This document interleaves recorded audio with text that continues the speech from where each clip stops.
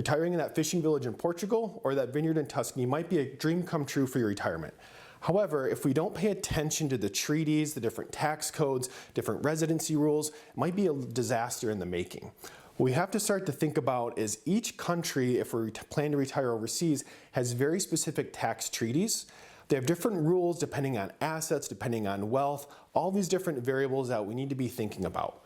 A lot more often now when I'm talking with clients is we're having conversations around potentially retiring overseas, whether that's to Canada, Mexico, Europe, and we need to be aware that there's very specific rules that we have to follow so that we can be prepared for retirement. One of the first things we want to be thinking about is tax planning. So when you think about residency in different countries, keep in mind you're going to have to follow a completely different tax code. That's something to be aware of when we're planning around retirement. They may not honor the tax code of the investment assets we have here. We need to be paying attention to how they're going to tax certain investments in that area. What you also have to be thinking about is residency. You know, a lot of clients that we'll talk to, if they plan to retire overseas, they may renounce their US residency. Now that might be great to qualify for those benefits in that new country, but keep in mind what that may do to assets in the United States, specifically real estate assets. You may no longer qualify specific tax exclusions on real estate properties. That's something we have to be planning around and build into our overall retirement plan.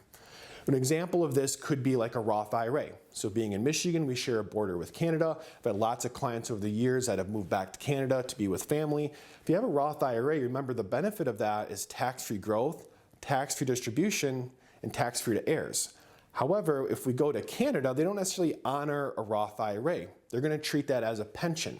And you have an option though, when you move to Canada, you can make a one-time election to get that same tax-free deferral in that account. But because they don't honor Roth IRA, you have to make sure you also stop contributions. If you do not make that one-time contribution, one-time election, and stop contributions, you're going to end up taking this tax-free asset and making it taxable. So you need to be aware of the different tax rules in that host country and make sure you're adapting that into your overall retirement plan. The next thing you want to do is think about maintaining access to the United States financial system. There's a host of reasons for that, main one being having access to your retirement accounts, but a lot of banks and brokerage facilities do not work with you if you don't have a US-based address. So if you don't make adjustments to your banks or your portfolio moving from, say, Schwab to Vanguard, well, that could cause the accounts to be liquidated, which could have a pretty significant tax impact to you. So be aware if you're working with certain institutions, if they'll work with you in this new host country. A lot of the conversations we're having with clients that are looking to retire and move away from the United States is really focused on healthcare. Well, with healthcare, just because you move to that country doesn't necessarily mean you're going to fall under the universal healthcare program there. There's going to be some sort of timeline you have to be aware of to be able to qualify for those benefits. So you want to work with Social Security and Medicare to make sure that there's no lapse in coverage while you're working through that program. So that might mean maintaining US residency for a little bit longer than you intended to make sure that there's no gaps in health coverage. Or if you're fully going to go to that country, renounce US citizenship, be aware of how you can get some sort of health insurance plan still in place while you go through that qualifying of benefits. A common one that's often overlooked is currency fluctuations. So that can be both a double-edged sword. That can work in our favor and against us. It can either increase our purchasing power or decrease our purchasing power. Building into your portfolio some sort of stress test to know if your assets can fluctuate with pretty significant changes in currency is a huge part of retiring overseas that oftentimes gets overlooked, and we really need to be aware of that. The last piece is estate planning. You know, a major part of our retirement plan is estate planning. We talk about it a lot and with our clients, we talk a lot about it on the show.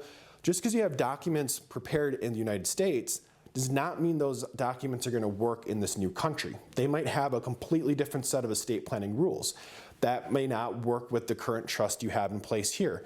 Example, if you're using life insurance to avoid estate tax. Well, in some countries, life insurance is a taxable versus a tax-free asset. You need to be aware of updating those documents to work with this new country. The key here is we're seeing a lot more clients moving in that direction. We need to be proactive in our planning approach today to minimize the surprises long term and start to move our assets around and prepare different documents to make sure there's no surprises in retirement once we get to that new country. Now, if you do end up in that village in Portugal or Tuscany, please feel free to reach out to us. We'd be happy to meet with you there.